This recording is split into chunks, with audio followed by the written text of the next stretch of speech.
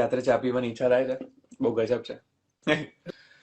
સો એટલે મેં એવું સાંભળ્યું કે ચા પીવાથી માણસ આમ પેલું કહેવાય ને એકદમ આમ તાજો માજો થઈ જાય, નેટવર્કમાં આવી જાય. તો તમારું નેટવર્ક એક કેમ ના થઈ રહ્યું? એક કહેવત છે કે લાઈક મેં બહુ પહેલા સાંભળી હતી, કોઈની પંક્તિ છે કે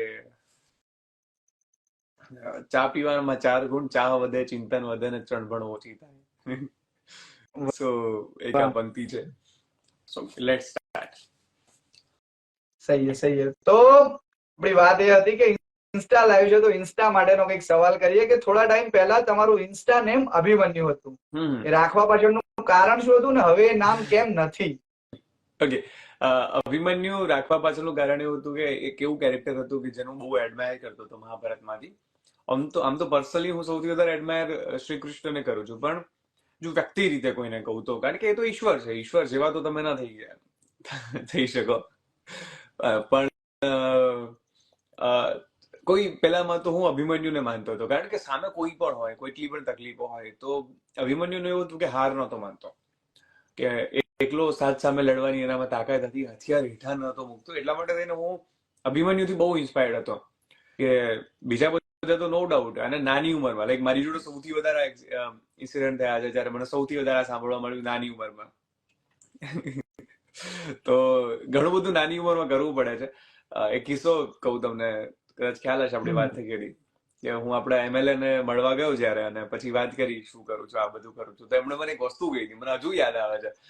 મને કે તું બહુ જલ્દી મરી ગયો હોઈશ ગયા જન્મમાં. મેં એકદમ આ કેમ આવું બોલે છે? તારે તો કોઈને આવું કે છે તું બહુ જલ્દી મરી ગયો હોઈશ.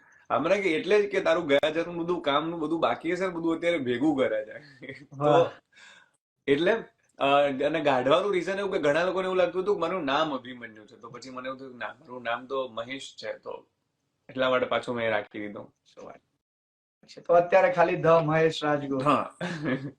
વાહ, અત્યારે ઈ જ છે બસ. સહી છે. હવે ઘણા બધા લોકોને કન્ફ્યુઝન છે કે મહેશ રાજગોર એક્ઝેક્ટલી કરે છે શું? ઘણા લોકો કહે છે કે અમને ભણાવતા હતા, ઘણા લોકો કહે છે મેં એમના વિડીયોઝ જોયા છે, ઘણા લોકો કહે છે મેં એમની રીલ્સ જોઈ છે, ઘણા લોકો કહે છે મેં ખાલી એમને સાંભળ્યા છે. તો એક્ઝેક્ટલી મહેશ રાજગોર કરે છે શું? ઓકે, આ બહુ લોકોનો ક્વેશ્ચન છે, મારો સૌથી વધારે આવે છે. એટલે મેં આમ તો બાયોમાં બધું લખ્યું છે, પણ ઘણા એવું લાગે બાયોમાં લખ્યું છે, ઠીક છે. તો દેર વોઝ અ ટાઈમ જ્યારે હું અનએકેડમીમાં એજ્યુકેટર હતો. મેં 3 વર્ષ અનએકેડમીમાં ભણાયું, જ્યારે હું GPSC એટલે ક્લાસ 3 માટેનું બધું ભણાવતો, જેમાં ખાસ કરીને ગુજરાત હિસ્ટ્રી અને ગુજરાતી સાહિત્ય હું લેતો. તો ભણાવ્યું, પછી થયું કે બહુ થયું આ તો. પછી મેં મીડિયા ફિલ્ડમાં એન્ટ્રી કરી, મીડિયામાં એઝ એન એન્કર તરીકે જોડાયો VTVમાં. VTVમાં કામ કર્યું, અને પછી મેં વાઇબ્સ ઓફ ઇન્ડિયા સાથે કામ કર્યું. એમાં પણ મેં કન્ટેન્ટ પ્રોડ્યુસર અને એન્કર તરીકે કામ કર્યું. સો ઓલવેઝ એવરીવેર હું એન્કર તરીકે વધારે કામ કરું છું. તો એની સાથે ઇવેન્ટ હોસ્ટ કરું છું, મેરેજ હોસ્ટ કરું છું, તો આ બધું પણ કામ ચાલુ રહે છે. એની સાથે મારું એક સ્ટાર્ટઅપ છે કે OJSBooks.com છે, બીજું એક વેબસાઇટ છે BabajiBook.com. તો આ બંને વેબસાઇટ જે છે એ હું ઓન કરું છું. બંને બુક સ્ટોર છે. સો OJSBooks.com આખું ઓનલાઈન સ્ટોર છે, એ ઓન કરું છું. તો એ પણ કામ ચાલુ છે મારું. એન્ડ હા, હું આદર્શમાં હતો પાટણ. આપણે એની પણ વાત કરીશું. તો ઓજસ બુક્સ કરીને મારી વેબસાઇટ છે, તો એ પણ ચાલુ છે. એની સાથે હું પ્રોફેશનલ એન્કરિંગ વગેરે કરું છું, વોઇસ ઓવર કરું છું. તો બધાના પૈસા મળે છે સારા એવા. એન્ડ એની સાથે બીજું એક કામ ચાલુ છે પ્રોજેક્ટ ઉપર. એ પ્રોજેક્ટ ઉપરનું જે કામ છે, લાઈક તમે ઘણી બધી જગ્યાએ જોતા હશો, પણ એની વિશે પછી ક્યારેક વાત કરીશું. એની સાથે હું મારા સોલો શો કરું છું. મારો અનુભૂતિ કરીને શો હમણાં હતો, તો એ સોલો શો પણ છે. અને વિડીયોઝ ને બધું તો ઠીક છે, લાઈક હું આ બધા વિડીયોઝ ને ઇન્સ્ટાગ્રામ ને બહુ નથી માનતો, એ તો એક પાર્ટ છે લાઈફનો, એનાથી મોટું કંઈ નથી. તો વિડીયોઝ ને તો બધું ઠીક છે, તો કરીએ છીએ, થાય છે, એવું છે. ઈશ્વરની કૃપા છે એના માટે. તો બાકી કામ કરું છું આ બધું ઓફિશિયલી પ્રોફેશનલ લેવલમાં. સહી છે. આ બધું જ તમે કરો છો, પણ અલ્ટિમેટલી તમે ભણ્યા છો શું? કેમ કે આ બધું ક્યાંય શીખવવામાં નથી આવતું. ઘણા વાળા ભાઈબંધો છે કે જે મારી કોલેજના છે, GEC ભુજના. તો મેં સિવિલ એન્જિનિયરિંગ કર્યું, અને સિવિલ એન્જિનિયરિંગ કર્યા શું વાત? પછી 2019માં પાસ આઉટ થયો સિવિલ એન્જિનિયરિંગ. પછી થયું કે ના, હવે નહીં, ક્યાં નથી કરવું. સો એટલે એન્જિનિયરિંગ માંથી ના સ્કોપ ના દેખાયો કે પછી એવું એવું થયું નતું. કે બધાની જેમ કે આપણે પહેલા એન્જિનિયરિંગ કરીને પછી વિચારીએ શું કરવું છે? ના એવું નતું. એટલે રિયાલિટી એવી હતી કે 11-12 વખતે મેથ્સ કર્યું હતું. એટલે ઓપ્શન એન્જિનિયરિંગ નો જ હતો, એના સિવાય કોઈ બીજો ઓપ્શન બરાબર. નહોતો. એટલે પછી નેક્સ્ટ પછી એવું ડિસાઈડ કર્યું કે હવે શું કરવું છે એમ. તો હમ. પછી એવું નક્કી કર્યું કે ચલો કંઈક કરીએ. તો પછી આ ફિલ્ડમાં આવી ગયો અચાનકથી. નોકરી નથી કરવી ઇન ધ સેન્સ લાઈક બધા લોકો નોકરી કરવા માટે ભાગતા હતા કે 6,000 10,000 સિવિલમાં જોબ કરતા હતા. મેં સિવિલમાં કામ કર્યું પણ 15 દિવસ કર્યું. 15 દિવસથી 14મા દિવસે મારી લિમિટ આવી ગઈ. મેં ના પાડી દીધી.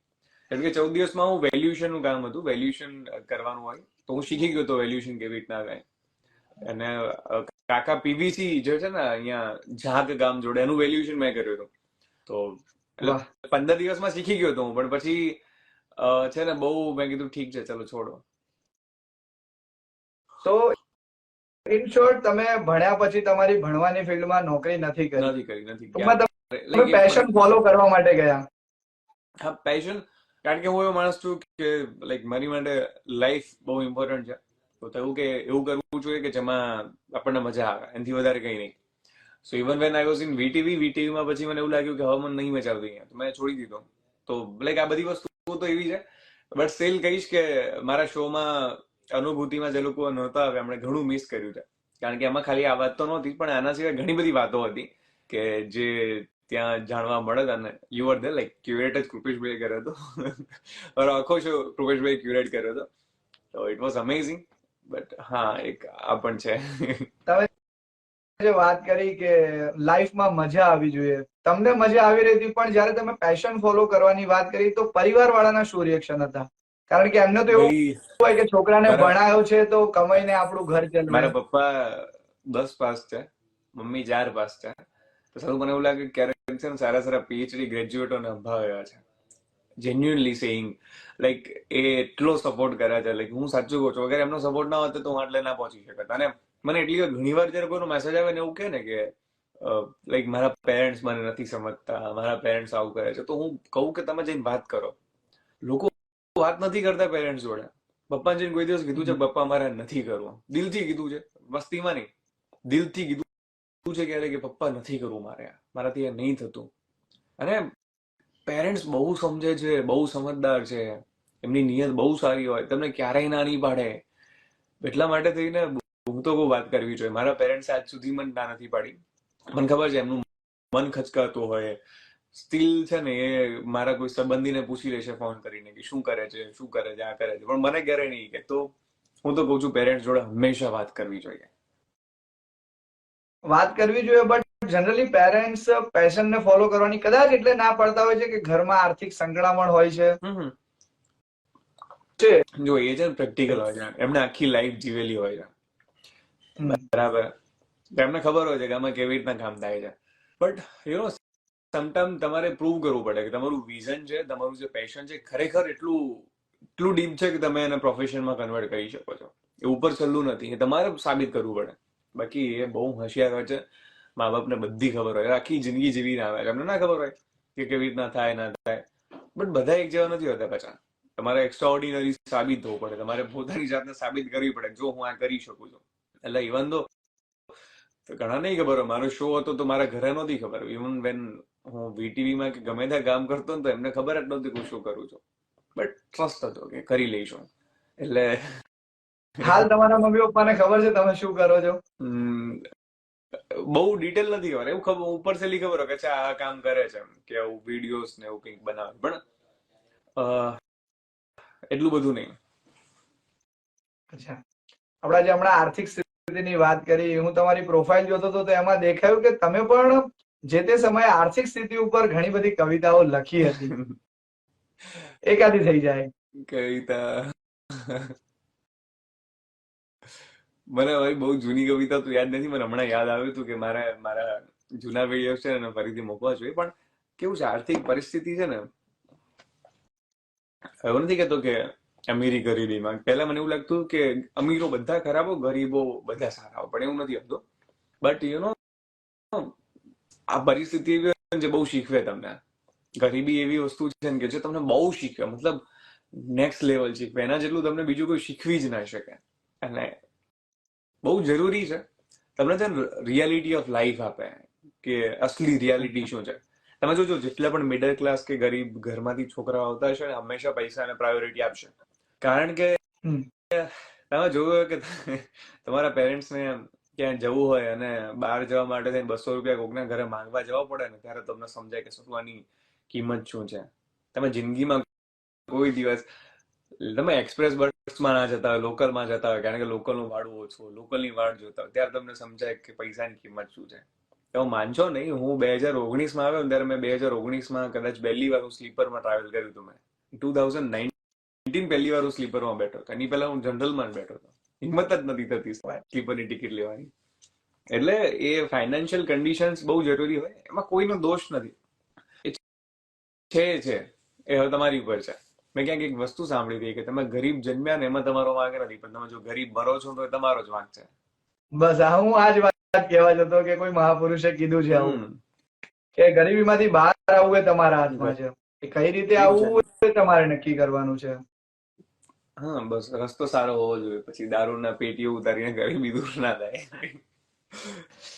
પણ હમણાં આપણે વાત કરી કવિતાઓની, પણ મેં હમણાં જ ક્યાંક તમારી સ્ટોરીમાં જ કે ક્યાંક જોયું હતું કે તમને કોકે ફરિયાદ કરી કે હવે તમે કવિતાઓ નથી લખતા. કેમ નથી લખતા?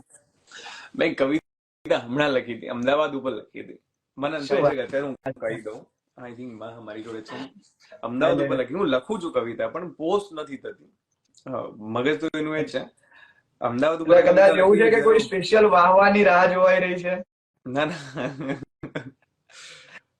હમણાં લખ્યો હતો ને, લેખ આખો લખ્યો હતો મેં શૂન્ય થઈ જવા ઉપર. તો શૂન્યતા કોના કહેવાય એના પર આખો લેખ લખ્યો હતો. બરાબર. જેટલા લોકોને તમારા ક્વેશ્ચન્સ છે ને, હું તમારા ક્વેશ્ચન્સ લાઈક લાસ્ટમાં લઈ લઈશ કન્વર્ઝેશનના એન્ડમાં. ઓ યાર, એક minute, just have to find out કે કવિતા ક્યાં છે. Just give. અચ્છા, જેટલા પણ લોકોને ક્વેશ્ચન પૂછવા છે એ કમેન્ટમાં નહીં લખતા, બાજુમાં ક્વેશ્ચન નું સ્ટીકર છે ત્યાં આગળ લખજો, તો આપણે જયારે સેશન એન્ડ કરીશું ત્યારે બધા ક્વેશ્ચન્સ લઈ લઈશું.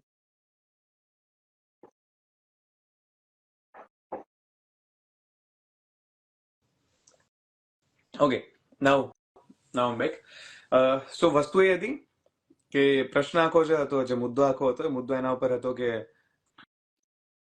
કવિતા. તો એક અનુભવ થયો મને. બહુ મેં પ્રેમની કવિતાઓ બહુ લખી છે, પ્રેમ વિશે બહુ લખું છું, પણ હમણાં એક લખ્યું છે મારા પ્રિય શહેર વિશે, અમદાવાદ વિશે લખ્યું છે. અમદાવાદની વાહવાહી જરાય નથી કરી મેં, અમદાવાદની હકીકત કહી છે. અને સાચો પ્રેમ એના જ કહેવાય છે, એમાં તમે હકીકત કહો, વાહવાહી ના કરો. વાહવાહી કરે ને એનાથી સૌથી પહેલું દૂર ભાગવાનું. તો એટલા માટે થઈને એક કવિતા હમણાં અમદાવાદ ઉપર લખી છે કે વાહનોના ધુમાડા ગળતા સાબરમતી હાંફી જાય છે, પેલી કાંઠે ઉભી પતંગ પણ ઝૂંપડાઓની ચાડી ખાય છે. અને ભદ્રનો કિલ્લો ઉભો અડીખમ ને માણેક છે મજબૂત, એક નવા સૌ બ્રિજ પાસે એલિસ બ્રિજે માગી લીધો નક્કર હોવાનો સબૂત. એલિસ બ્રિજ આજે અડીખમ ઉભો છે અને પોળોની પછવાડે ઊભું હેરિટેજ મુલકાય છે. બૈરામપુરાની ગલીઓ હજુ એની ગંધાય છે. અને સિંધુ ભવનના તામજાન ને રોડ સીજીની વાતો અંદરના ટ્રાફિકમાંથી નીકળતા તો કેટલાયનું હૃદય બેસી જતું. સાબરમતીના કાંઠે કેટલાય ઉત્સવો થાય છે ને છેવટે આખા ગામનો કચરો માના પેટમાં ઠલવાય છે. ને અમદાવાદ કે અમદાવાદ શું કહેવું આને, એની ચર્ચામાં પોળના નાકે ભાભા પૂછે, આ કર્ણાવતી ક્યારે થાય છે. ક્યાં વાત હે, ક્યાં વાત હે. તમે જે આ વાસ્તવિકતા લોકોની સામે લાવી છે ને, અદ્ભુત. લખું છું, જે ઘણાને એવું થાય કે હું નથી લખતો, આ લખું છું. ના ના ના ભાઈ, ઘણા બધા લોકો તમને કંઈક લખી રહ્યા છે, એના વચ્ચે વચ્ચે જવાબ આપતા રહેજો, નહીં તો એમને થશે કે આ અમારી તરફ ધ્યાન નથી દઈ રહ્યા. ઓકે, હું જોતો રહીશ. આઈ એમ વેરી સોરી અગર કોઈનો હું જવાબ ના આપી શકું તો. હું ઓલવેઝ ટ્રાય પણ કરું છું, મારામાં કોઈનો ડીએમ પણ આવે તો હું હંમેશા રિપ્લાય આપું.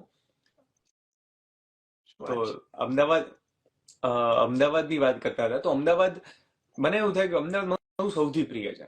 મારી જન્મભૂમિ અને કર્મભૂમિ બંને તમને બહુ પ્રિય હોય, પણ અમદાવાદ મારી ભલે જન્મભૂમિ નથી, એમાં તો મારો કોઈ અધિકાર નહોતો, પરંતુ અમદાવાદ મારી કર્મભૂમિ છે અને મને બહુ જ પ્રિય છે. અને મારી પ્રિય વસ્તુ વસ્તુની કઈ ખામી હોય તો એ પણ મને કહેવી જોઈએ. કારણ કે અમદાવાદ વિશે આની પહેલા પણ મેં કવિતા લખેલી છે કે જેમાં અમદાવાદ વિશેની વાત કરી હતી કે અહીંયાનો ટ્રાફિક, 7 લેન ટ્રાફિક, લાઈક લાખોનો ટ્રાફિક ગળી જાય છે. આખી બહુ મસ્ત વાત હતી. પણ મને થયું કે યાર કેટલી હું લખીશું, એટલે મને બહુ થયું કે યાર આ પણ લખવું જોઈએ. ના ના, બહુ સરસ વાત તમે લખી છે. પણ આજકાલ તમારા વિડીયોઝ જુઓ ને તો એક કાઇન્ડ ઓફ સંબંધોની વાસ્તવિકતા દર્શાવતા. અત્યારે જે તમે અમદાવાદની વાસ્તવિકતા દર્શાવી, હમ. પણ અત્યારે તમારા વિડીયો જોઈએ ને તો સંબંધોની વાસ્તવિકતા દર્શાવતા હોય અથવા તો કોઈ મોટી કોટ સાથેના વિડીયો હોય, એવા વિડીયો વધારે આવી રહ્યા છે. તમારા આસપાસના વાતાવરણમાં એવો શું બદલાવ આવ્યો કે જેથી તમારા વિચારો બદલાયા?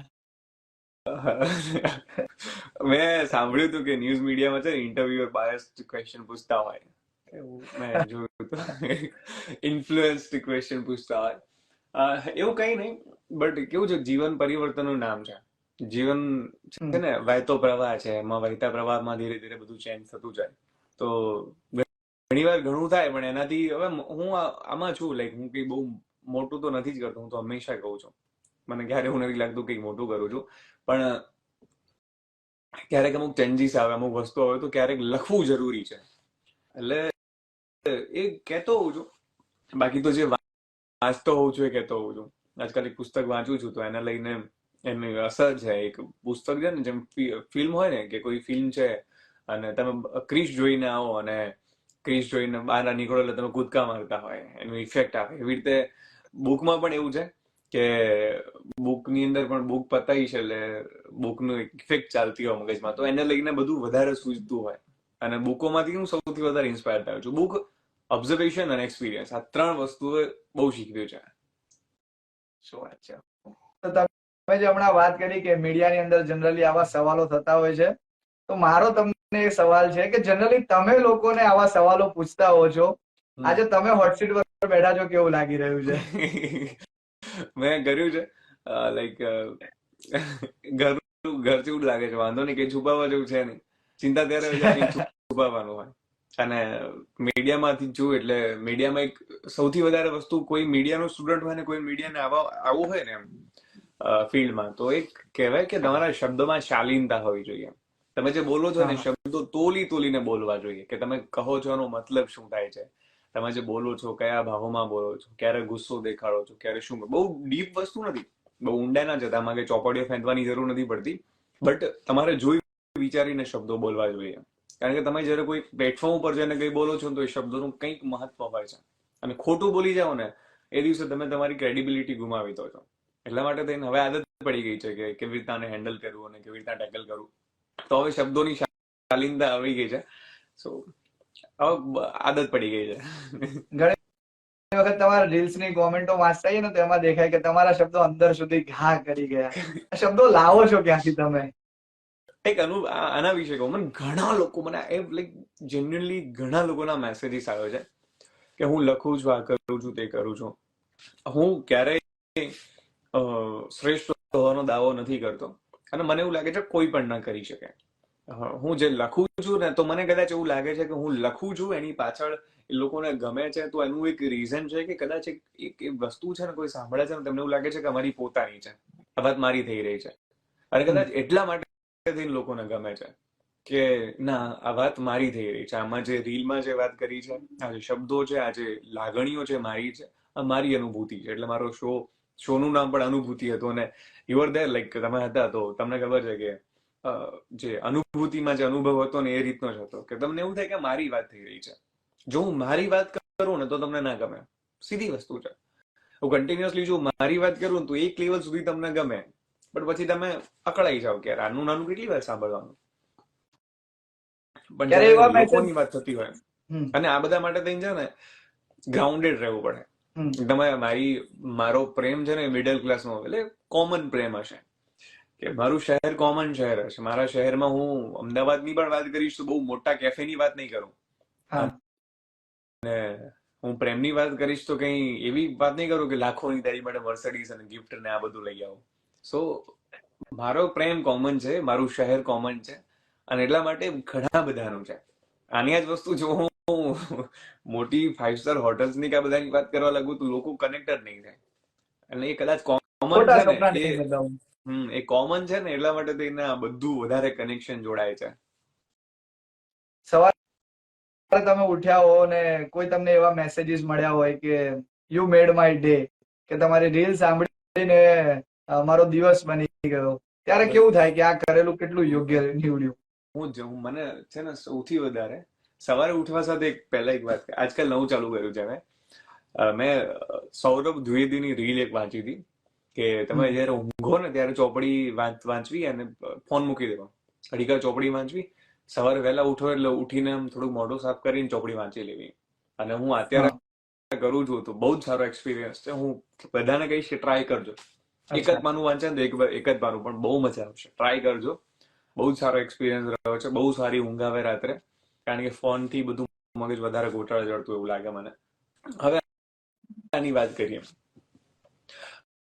મેસેજીસ ઘણા આવે છે કે આનાથી થઈ ગયું, બહુ દિલથી બહુ ખુશી થાય.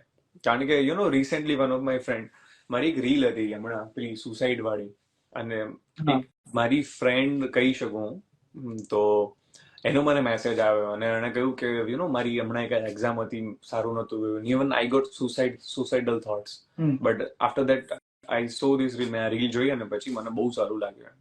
અને મને જેન્યુઅનલી થયું કે આટલું જ જોઈએ છે ને જીવનમાં.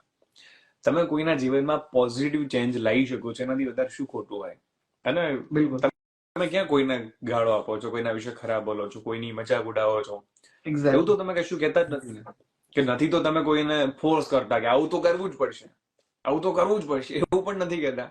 તમે એવું પણ કોઈને નથી કહેતા. હું હંમેશા એ વસ્તુનું ધ્યાન રાખું કે હું ક્યારે પણ કોઈ વાત કહું તો કોઈના વિશે ખરાબ ન હોય, કોઈના વિશે ખરાબ ન બોલવું જોઈએ, કોઈના વિશે ખરાબ ન હોવું જોઈએ. તમે જે હમણાં આત્મહત્યાની વાત કરી, આજકાલ ખબર નહીં કેમ આત્મહત્યાઓના કેસીસ વધી ગયા છે અને મૂળ કારણ છે એનું ડિપ્રેશન. ડિપ્રેશનને તમે કઈ રીતે જુઓ છો? ડિપ્રેશન છે, નથી એવું નહીં, છે, પણ એની પાછળ ઘણા કારણો હોઈ શકે. એકલતા, એટલે અમુક લોકોના મિત્રો ના હોય તો એના લીધે પણ ડિપ્રેશન આવતું હોઈ શકે. લાઈક હું વચ્ચે થોડોક ટાઈમ એવા જ એક ફેઝમાં હતો, ડિપ્રેશન કેવું મને વધારે પડતું લાગશે, થોડોક ટાઈમ એવા જ એક ફેઝમાં હતો. અને એનું રીઝન એ હતું કે હું છે ને પેલું ખુલ્લામાં જીવનારા માણસને તમે જેલમાં પૂરી દો અને જેવું ફીલ થાય ને એવું ફીલ થતું જયારે કોવિડનો ટાઈમ હતો. But it was a different સિનારીઓ. But હા, થાય છે. એનું કારણ છે કે માણસ એટલી તકલીફોમાં આવી જાય ને કે પછી માણસને એવું થાય કે કરવું શું, મને કોઈ સમજાતું નથી કે રસ્તો શું છે. પણ પછી કેવું થાય, તમારો જીવ લઈ લેવો ને ઈઝીમાં ઈઝી રસ્તો છે, ઈઝીમાં ઈઝી ને સ્વાર્થીમાં સ્વાર્થી રસ્તો છે, મને એવું લાગે છે. હું એવું નથી કહેતો કે તમારામાં હિંમત નથી, સુસાઇડ કરવા માટે હિંમત જોઈએ, એની માટે થઈને પણ તમારે હિંમત તો જોઈએ જ, કારણ કે એક ભાઈ નાના ખેલ નથી. પણ મને એવું લાગે કે મહત્વનું એ છે કે તમે શોર્ટકટ લઈ રહ્યા છો, તમે ખાલી પોતાનું વિચારી રહ્યા છો, તો તમે સ્વાર્થી છો. હું એમને કાયર પણ નથી કહેતો, કોઈ પોતાનો જીવ ટૂંકાવી દે, હું એમને કાયર પણ નથી કહેતો, કારણ કે એમાં બહુ હિંમત જોઈએ. પણ મને એવું લાગે ને કે એ સ્વાર્થી છે, જે પોતે પોતાનું જીવન ટૂંકાવે ને એ સ્વાર્થી લાગે મને. કે સારું, તે તો મજા કરી લીધી, તું તારું પતાવી દીધું, બીજા લોકોનું શું? તારી પાછળ જે લોકો છે એમનું શું? એમની માથે કેટલો ભાર મૂકીને જઈશ તો એ સ્વાર્થ છે ને. આવું તો કેવું છે ભાઈ, તું જીવતો રહ્યો હોત ને તો કોઈકનું બૂચ મારીને તું લંડન જતો રહ્યો વિજય માલ્યા, તું સેમ ટુ સેમ થયું ને, વિજય માલ્યા જતો રહ્યો બૂચ મારીને લંડન. તો મને એવું લાગે કે સ્વાર્થ છે, એ કાયરતા નથી કે પોતે બચી ગયા એમાંથી, પણ બીજા લોકોને દુઃખમાં મુકતા ગયા. પણ આ ડિપ્રેશન માંથી બહાર આવવા કરવું શું જોઈએ? તમે કીધું કે તમે એ પ્રકારના કોઈ ફેઝમાં હતા. જીવનમાં પાંચ નહીં તો બે નહીં તો એક છે ને, એક સારો ભાઈબંધ બનાવો કે જેનું નિયત સારી. મેં ગઈકાલે એક રીલ મૂકી ને એ વાળી છે, જે મારા ભાઈબંધ ઉપર ઇન્સ્પાયર્ડ છે. યુ નો વેરી વેલ, બીજું વધારે કોણ જાણી શકે. તો મારા ભાઈબંધ ઉપર ઇન્સ્પાયર છે. આ ઇન્સ્ટાગ્રામમાં ગ્લિચ આવી ગયું શું? એટલે તમે ચોંટી ગયા છો, કેમ કે મારામાં બરાબર દેખાઈ રહ્યું છે બધું. મારામાં ઇન્સ્ટાગ્રામમાં 2000 લોકો લાઈવ બતાવે છે. હા, 2196 લોકો, 2223 લોકો. ઓહો. હવે ખબર નહીં ગ્લિચ છે કે શું છે, મને નથી ખબર. હશે યાર, તમારી આટલી મોટી ફેન ફોલોઈંગ છે તો. આઈ હોપ સો.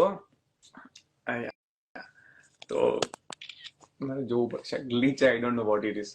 સો બીજ જેવું feel આવે છે. બગડો આગળ વધારે લાગી રહ્યો છે. ખબર નહીં હશે, આનાથી પણ મોટી સંખ્યા હશે ક્યારેક. 100%. તો આપણે વાત કરતા હતા મિત્રતાની. મને એવું લાગે છે કે એક મિત્ર સાચો હોવો જ જોઈએ. મારે તો લાઈક રૂપેશભાઈ છે, મારે બહુ જ સારા મિત્ર. એમના ઘરે જો એમનું ઘર મારું ઘર છે, માસી ઘરે હું કહી દઉં કે આ ખાવું છે મારે, કોઈ દિવસ કોઈ રૂપિયાનો હિસાબ ના હોય. એમાં જેટલી વાત કરી તેને બધી મારી હતી કે મારા જેવા આવા ભાઈબંધો છે અને એમના વિશેની જે વાત હતી બધી એ જ વાત કરી હતી મેં. અને એટલા માટે થઈને છે ને ઇમ્પોર્ટન્ટ છે કે ભાઈબંધો સારા હોવા જોઈએ. એની જોડે તો મન મૂકીને લડી શકો. કારણ કે થાય છે શું કે અમુક વસ્તુઓ છે ને તમે પેરેન્ટ્સ ના કહી શકો. તમને પૈસાની તકલીફ હોય તો તમે કહી દો પપ્પા મેં લાખ રૂપિયાનો લોસ કર્યો છે. પણ અમુક વસ્તુઓ છે ને એ તમે પેરેન્ટ્સ ના કહી શકો કે એમાં લિમિટ તમારી આવી જાય. કારણ કે પછી તમે એ અમુક વસ્તુ શેર જ ના કરી શકો અને કદાચ એ સમજી પણ ના શકે. એ પછી એવું થાય કે મેથ્સના પ્રોફેસરને ઇતિહાસનો સવાલ પૂછી લીધો. પ્રોફેસર તો છે, હોશિયાર તો છે, પણ હવે એને ખબર નથી ને એમને કે શું કરવું. એટલા માટે થઈને તો એટલે ભાઈબંધો હોવા જરૂરી છે. હું તો કહું એક બે જેટલા મળે એવા સારા ને સાચા ભાઈબંધો, સાચી નિયત વાળા ભાઈબંધો બનાવવા કે જેમની નિયત સાચી છે. બીજું બધું તેલ લેવા ગયું.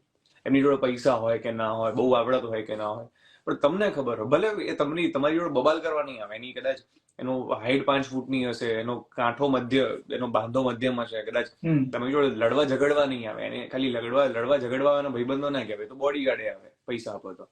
પણ જેની નિયત સારી હોય, જેને કોઈ લેવાની કે કશાની અપેક્ષા ના હોય, તો સાચા ભાઈબંધો હશે તો ડિપ્રેશન ક્યારેય આજુબાજુમાં નહીં આવે. હું ગેરંટીથી કહું છું. તમે જે કીધું કે ભાઈબંધો હોવા જોઈએ, પણ આજકાલની જનરેશન જોઈએ છે ને સોશિયલી ઓછી ને સોશિયલ મીડિયાથી વધારે કનેક્ટેડ થઈ રહી છે. તો રીઝન છે એમાં કેવું છે તમને શું લાગે છે કે ડિપ્રેશનમાં ક્યાંય સોશિયલ મીડિયાનો રોલ હશે? એનું રીઝન છે આપણા લોકો છે ને એવું ધારી બેસીએ છીએ કે સોશિયલ મીડિયામાં દેખાય છે બધું સાચું છે. જે આપણી મિસ્ટેક છે, બહુ મોટી મિસ્ટેક છે કે આપણને એવું લાગે છે કે જે ધારી બેસી છે ને, હું ઘણી વાર છે ને મને એવું થાય કે હું રિયાલિટી દેખાડવી હોય છે પણ હું પછી નથી બતાવતો કે સોશિયલ મીડિયામાં જેટલું દેખાડાય છે ને એટલી મોટી એવું બધું સાચું નથી હોતું. એ રિયાલિટી બધી નથી હોતી. એ કોઈક એક મોમેન્ટની એક મોમેન્ટ હોય છે. ઘણી વાર લોકો નહીં જોતા બોલિવૂડમાં કામ કરે છે, આમ કરે છે, એટલે પણ એને જઈને તો પૂછો ત્યાં જે કરે છે ત્યાં કેવું છે એમ. મેં થોડા ટાઈમ પહેલા જે કોટ લખ્યો હતો કે સોશિયલ મીડિયા પર જે પોતાનો શણગારેલો દરવાજો બતાવી રહ્યા છે ને એની પાછળ દિવાલ ખખડદ જ હાલતમાં બસ ઊભી એ જ. એટલે સોશિયલ મીડિયામાં અને આજકાલ રીલોથી ઇન્સ્પિરેશન લઈને તમે જો તો કઈ તમે કોનાથી ઇન્સ્પિરેશન લઈ રહ્યા છો. મારા બેઝિક્સ તો ક્લિયર હોવા જોઈએ ને. આજકાલ હું એક રીલ બનાવવાનો છું. મેં આજકાલ બહુ ટ્રેન્ડ જોયો છે કે લોકો છે ને એકબીજાને આમ કહેતા હોય કે ભાઈબંધ હોય તો ગાળો તો આપે જ ને, ગાલી નહીં દેવો દોસ્ત કહેતા. But you know maturity is when you understand कि सच्चा दोस्त वही होता है कि जो तुम्हें माँ बहन की गाली ना दे, तुम्हारी माँ और बहन को अपनी माँ और बहन माने. क्या बात, બહુ મોટી વાત કહી દીધી. રિયાલિટી છે એ છીછરી છે યાર. એ છીછરું વસ્તુ છે કે તમે એમ વિચારો છો ભાઈબંધ ગાળો આપે એટલે ભાઈબંધ છે, એટલે ગાંડા થયા છો. ગાળો આપે એટલે ભાઈબંધ કઈ રીતના થયો? તને એની મા બહેનની ગાળો આપે છે, યુ નો ગાળ છે, એ છે તો છે જ. હવે નહીં લોકો આજકાલ એ બધી છીછરી છે, દેખાડાની ભાઈબંધી છે. બાકી આ બધું દેખાડાનું છે. એટલે સોશિયલ મીડિયામાં બહુ ન પડવું. સોશિયલ મીડિયા છે ને મોહ છે. હું પણ ઘણી વાર કહું છું, મને ઘણા લોકો કે ભાઈ તમારા આટલા ફોલોઅર્સ છે. મેં કીધું શું છે, કાલ ઉઠીને ઇન્સ્ટાગ્રામ બંધ થઈ ગયું તો શું થઈ છે? પણ જો હું એવું જ વિચારું કે ઇન્સ્ટાગ્રામ જ મારી આઈડેન્ટિટી છે, હું એવું નથી કહેતો મને નથી ગમતા. ઓબ્વિયસલી ગમે છે મને, લોકો ઓળખે છે, આટલા બધા ફોલોઅર્સ, બધું ગમે છે. પણ કાલ ઉઠીને ઇન્સ્ટાગ્રામ બંધ થઈ ગયું છે, એમ ટિકટોક થઈ ગયો, તો મારું શું? તો હું ઇન્સ્ટાગ્રામ નથી, ઇન્સ્ટાગ્રામ મારી આઈડેન્ટિટી નથી. એટલે હું બહુ અહીંયા નથી ચડાવતો એમ કે આમ છે એમ છે. હા, ભગવાનની કૃપા છે, આટલા લોકો ફોલો કરે છે એ પણ ઈશ્વરની કૃપા છે. કોઈ નથી કરતું એ પણ એ ઠીક છે. બહુ પેલું નહીં, આ એક માધ્યમ છે, ખાલી એક રસ્તો છે. 100 રસ્તાઓમાં એક રસ્તો છે કે આ એક રસ્તો છે, અહીંયાથી આ કરી શકાય છે. એનાથી વધારે નથી કશું. અને તમે મારા મિત્ર છો, બરાબર? બોલો. બોલો. જસ્ટ મિનિટ, હા. એક વસ્તુ ખાલી હું એડ કરી દઉં. છે ને, કોઈ વાર આવી બધી વસ્તુઓથી અંજાઈ જાઓ ને, તમે એક વસ્તુ ઓબ્ઝર્વ કરજો. ઘણી વાર લોકો સોશિયલ મીડિયામાં અંજાઈ જતા હોય. કોઈ બોલિવૂડ નું આઇટમ નંબર કે બોલિવૂડ નો કોઈ ડાન્સ ચાલતો હોય તો જોજો, એક વચ્ચે મેઇન હિરોઈન હોય અને હિરોઈનની પાછળ 15-20 બીજી છોકરીઓ ડાન્સ કરતી હોય. તમે જોજો, 15-20 સારી લાગતી હશે, આમ well dressed up, looking good, maintain કરેલું હોય એમનું body no, but still they are back dancers. એ બધાને તમે જયારે ઇન્સ્ટાગ્રામમાં જોવો છો, then you feel like okay યાર, તો યાર ગજબ છે. ના, એવું નથી હોતું. એ લાઈફની રિયાલિટી નથી. સો હંમેશા પાછળની રોને જોઈને તમને ખબર પડશે કે મહત્વ કોનું છે. પાછળ ઉભેલી ભીડનું છે, કે જેમાં કદાચ હિરોઈન કરતા સુંદર લાગતી છોકરીઓ છે, કે આગળ ઉભેલી એક હિરોઈન નું મહત્વ છે. લાઈવ ચાલુ થયા ને લગભગ ચોથી વખત આવું થયું કે હું જે આગળનો પ્રશ્ન પૂછવા જવાનો ને એની પહેલા તમે એનો જવાબ આપી દીધો હોય. એટલે આ પેપર ફૂટી જાય છે, મારે કરવું શું એવું થાય કે પણ તમે જે વાત કરી કે ઇન્સ્ટાગ્રામ ના ફોલોઅર્સ, અત્યારે જે ઇન્સ્ટાગ્રામ પર સોશિયલ મીડિયા ઇન્ફ્લુએન્સર જે પોતાની જાતને કહે છે, ભાઈ શું કહેવું છે તમારું એવા લોકોને? હું ઘણી વાર લોકોને કહેતો હોઉં છું કે હું કોઈ શાયર નથી, કારણ કે શાયર એક બહુ મોટી વસ્તુ છે. એની માટે તમારે બધું શીખવું પડે, શાયરી ગઝલ શીખવું પડે. હું નથી સોશિયલ મીડિયા ઇન્ફ્લુએન્સર, પણ નથી કે હું કોઈને ઇન્ફ્લુઅન્સ કરી શકું. હું બસ હું વિડીયો બનાવીને નાખું છું, તો વિડીયો ક્રિએટર કહી શકો છો કદાચ, કારણ કે હું બનાવું છું એટલા માટે એ શબ્દ થોડોક વધારે બંધ બેસતો. બાકી એ બધું ભ્રમ છે. મેં ઘણા લોકોને જોયા છે યાર, કે થોડાક ફોલોઅર્સ હોય એટલે અલગ જ અકડમાં ફરતા હોય એમ. તો મને એક જ પ્રશ્ન થાય, આ તો ચલો તમને એવું લાગે છે, હું હંમેશા વિચારું કે ભાઈ આ તો ચલો હું ગુજરાતમાં છું, થોડાક લોકો મને ઓળખે છે, જાણે છે. હું નાગાલેન્ડમાં જઈશ તો મને કોણ ઓળખશે? કોઈ નહીં ઓળખે. દે don't care who the hair you are, like કોઈ ફરક નહીં પડતો. એવી રીતે ચાઇનાનો કોઈ મોટો ઇન્ફ્લુએન્સર હશે જેના ત્યાં આગળ લાખો કરોડો ફોલોઅર્સ હશે, અહીંયા આવે છે તો આપણે એમ જ કહેશું કે કોણ આવે છે. રિયાલિટી છે લાઈફની. આ તો બધું મોહ છે, ભ્રમ છે આ બધો. એટલે હું પાછું ઘણા લોકો કહે છે આ મોટી મોટી વાતો કરે છે, પણ કે ફોલોઅર્સ તો જે, એવું નથી કે મને નથી ગમતા, મને ગમે છે. એવું નથી કે મને નથી ગમતા, મને ગમે છે ફોલોઅર્સ. એવું નથી કે તમારી જોડે પૈસા હોય તો એવું નથી કે તમને પૈસા ના ગમતા, તમને ગમતા હોય, પણ એનો અહમ ના હોવો જોઈએ, અહીંયા ના હોવા જોઈએ. એટલે હું એવું વિચારું છું કે છે ને, મને ઘણા લોકો મળે, આવા લોકો કે જેમને સોશિયલ મીડિયાનું બહુ ભૂત હોય, તો ના યાર એ છોડો, એ કમાવું નો ડાઉટ, એમ નથી પડતો કે ના, હું તો કોઈ મિલિયન્સ ફોલોઅર્સ થવા જોઈએ, એનાથી પૈસા મળે તમને, બીજા ઘણા બેનિફિટ છે ને, એવું નથી કે તો ખરાબ છે. હું કહેવાનો મતલબ મારો એ છે કે અહીંયા ના હોવું જોઈએ કે યાર મારા આટલા ફોલોઅર્સ, હું આમ છું. કઈ નથી આપણે. સહી. જયારે તમે પહેલી રીલ સોશિયલ મીડિયા પર મૂકી ત્યારે અંદાજો હતો કે હું આટલી જલ્દી આટલા બધા ફોલોઅર્સ સુધી પહોંચીશ? મેં જયારે મારું યુટ્યુબ સ્ટાર્ટ કર્યું અને સિલ્વર પ્લે બટન આવ્યું ત્યારે મને ખબર નહોતી કે હું આટલે પહોંચીશ.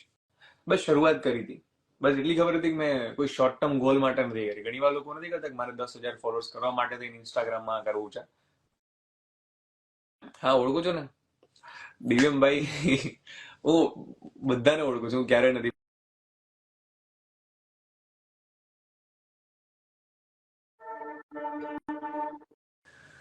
તો મેં ક્યારે અંદાજો નતો રાખ્યો. અને હું સાચું કહું છું, આપણું કશું નથી. ઈશ્વરની કૃપા હોય તમારી ઉપર, કો થાય. તમે નિમિત્ત માત્ર છો. ઈશ્વરની કૃપા નથી તમારા સારા કર્મ. બાકી કોને ખબર ક્યારે શું થવાનું? ન જાણ્યું જાનકી નાથે ક્યારે શું થવાનું. જાનકી નાથે નહોતી ખબર કે કાલુ અયોધ્યાના રાજા બનવાના હતા, બીજા દિવસે વનવાસ આવી ગયા. કોને ખબર હતી? તમે લાઈવ ની શરૂઆત કરીને ચા ની વાત થી કરી હતી. તમને ખબર છે કે તમારી ઇન્સ્ટાગ્રામ પર પહેલી રીલ ચા ઉપર છે? હા, મને યાદ નથી, મને એક્ઝેક્ટલી નથી યાદ, બટ કદાચ હા, મને બરાબર યાદ નથી, પણ કદાચ મને યાદ છે, થોડું ઘણું યાદ આવે છે. એટલે જ્યાં સુધી હું તમને ઓળખું છું ત્યાં સુધી ચા કદાચ તમારો પ્રથમ પ્રેમ કહી શકાય. પ્રથમ નહીં, પણ હા, પ્રેમ છે તમારો ચા. જો સાચું, ચામાં બી છે ઘણા મિસકન્સેપ્શન છે. હું પણ એક સમય એ ભ્રમમાં જ હતો કે આવું છે, પણ એક સમય એક છે ને એક પોસ્ટ મૂકી હતી મેં ચા માટે થઈને, કે મને ચા કેમ ગમે છે કરીને. એ પોસ્ટમાં મેં કહ્યું હતું કે ચા મને કેમ ગમે છે. આજકાલ કેવું છે કે ચા છે ને એક સ્ટેટસ થઈ ગયું છે, પેલું સોશિયલ મીડિયા સ્ટેટસ એમ, કે કોફી પીવી એક ટાઈમે હા હતું, પછી ચા થયું, પછી કેદારનાથ થયું, પછી વૃંદાવન થયું, હવે સ્ટેટસ એમ કે ભાઈ અત્યારે અયોધ્યા, અયોધ્યા ધાર્મિક રીતે એના પોતાના ગુણ તો અલગ જ છે, પણ દરેક વસ્તુઓ છે ને એક સોશિયલ સ્ટેટસ બની જાય કે ભાઈ સોશિયલી હું આને બતાવું કે જો હું ચા પીવું છું તો હું કુલ લાગુ છું. તો એ સમય હું એવા બ્રહ્મા હતા. પછી એક સમય મેં પોસ્ટ મૂકી હતી મને ચા કેમ ગમે છે, કે મને ચા એટલા માટે ગમે છે કારણ કે હું જયારે સ્કૂલમાં ભણતો ને એ વખતે અમારે ત્યાં બીજો કોઈ ઓપ્શન ના હોતો, તો જયારે હું આદર્શ ભણતો પ્રાઇમરીમાં, તો અમારે ત્યાં સામે મહાકાળી ટી સ્ટોલ હતો, ત્યાં 5 રૂપિયામાં 3 રૂપિયાની અડધી ચા ને 2 રૂપિયાનું પેલું નાનું પાર્લેજીનું પડીકું મળતું. હા તો એ ચા મારી માટે નાસ્તાનું કારણ હતું. એટલા માટે દઈને ચા ગમતી એ વખતે. ક્યાં એટલે ઇટ વોઝ અ વાત છે. રીઝન. અને પછી કોલેજમાં, સોરી, સ્કૂલમાં આવ્યા તો સ્કૂલમાં પણ એવું હતું કે સવારે ચા નાસ્તો કરીને જઈએ તો આખો દિવસ ભૂખ ના લાગે, પાછું સાંજે આવીને ચા નાસ્તો કરીએ તો ભૂખ ના લાગે.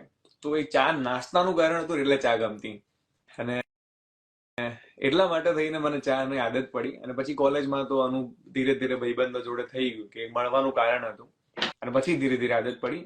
પણ હું થોડોક સમય એવા ડાયલેમામાં હતો કે આમ ચા એટલે સ્ટેટસ લાગતું, પણ હવે એવું લાગે છે કે સ્ટેટસ નહીં, ઠીક છે, ગમે છે મને, એ મારા પૂરતી ઠીક છે. એક સેકન્ડ.